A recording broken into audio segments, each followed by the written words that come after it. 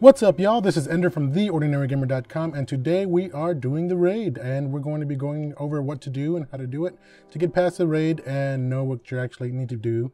As you can see in this first part, you grab a relic, another person grabs a relic, and you have to take said relic and slam it into the same thing right there. You see that little black orb? Both of you have to slam it in there within a reasonable amount of time of each other. Doing it together, obviously, is the way you want to do it. You can kind of see where this is right here. Anyway, so you want to slam them together or like in very close succession of each other. So once you get the first one done, the best way to do it is to take two to each side. The way I'm going over here to the left or right, depending on your point of view. I take one guy with me because he's going to need to shoot some doors for me. The other side does the exact same thing. The two guys stay in the middle to kill ads, to make sure that the ads aren't too much in the middle when we go over there. So you can see this relic right here. I have to grab it. And there we go. And then I have to come back up. You see that white right there? That's a force field. And that's why I need a guy to come with me so that he can shoot it. There we go. And there's going to be another one right over here, and that's shot now too. So obviously when you have the relic, you can't double jump and you run slower. And you can hit people with the relic, but it doesn't do that much damage. There's no range on that, obviously. So basically you just want to avoid and try to get to the orb place as fast as possible. And there I am. And here's my other guy. And when you do that, it tends to kill a lot of those ads that are right there by it. So you shouldn't have a whole lot of problem with ads in there, but you got to make sure you don't die as you're trying to get in there to slam it. So be careful with that. And it's always a good idea to take the time after you grab a relic and kill the ads that are at this initial door right here. They can get in your way. They can stomp you or hit you with a shield, whatever it is, and they'll kill you sometimes. So take the time to take those out because they're going to keep adding up there, and they will kill you if you give them a chance. And these are the ones that do push you off also, so be careful with that. Make sure you're moving by them fast as you can, and get out of there and get back to the middle as soon as you can when you have the relic. Keep going, and the opposite side looks very similar to the side that I'm going to. So if you have to do the other side, it's not that hard to know what to do once you watch me do it on this side. And there is another one. There's a total of 6 in case you didn't notice. We're on the third one now, and it's pretty much rinse and repeat kind of thing.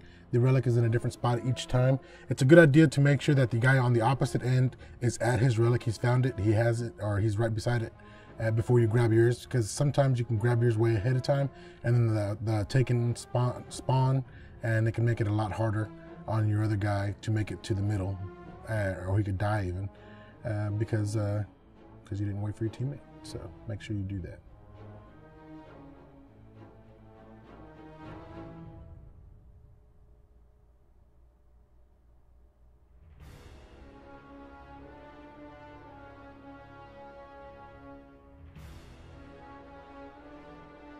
And make sure that you call it out to the middle. If you lose your guy, call out to the middle and tell them shoot the door on the right so that they know to just take a look over there, shoot the door, and get you in. If their guys in the middle are doing a good job, you see how there's no ads this time?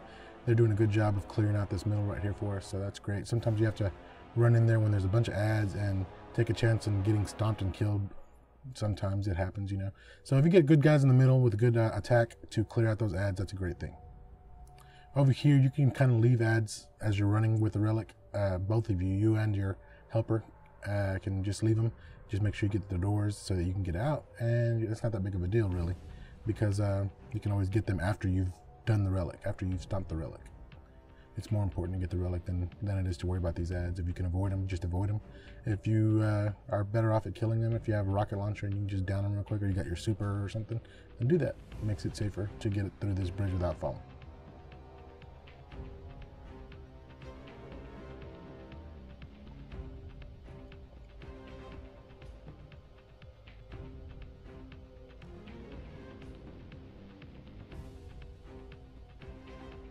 This entire raid, as you're going to see as we move on into this, is going to be very much based on teamwork. Right here, it's 2 guys that are really kind of doing the work, but as you move on, it's going to be where all 6 of you have a key role to play, and if one of you messes it up, it messes up the entire process, and you never know who's going to be that guy that has to do the relic or whatever it might be. So be aware of that and be ready for that.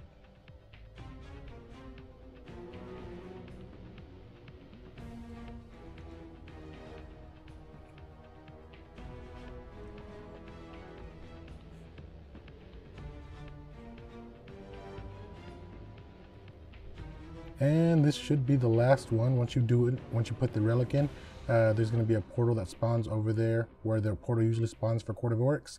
And there is going to be some ads that come out. You don't really have to worry about them. There's nothing to be gained from killing them. As soon as the portal is open, you run through it and you move on to the next part. So that's pretty straightforward. It's pretty easy, this first part. A little bit of teamwork, but not very detrimental or difficult. Which is a good thing. It's a good thing. After this, you just go through that portal right there and you'll be done. And good luck getting something good. I've got nothing but moldering shards from there. But like, share, subscribe, and watch part 2.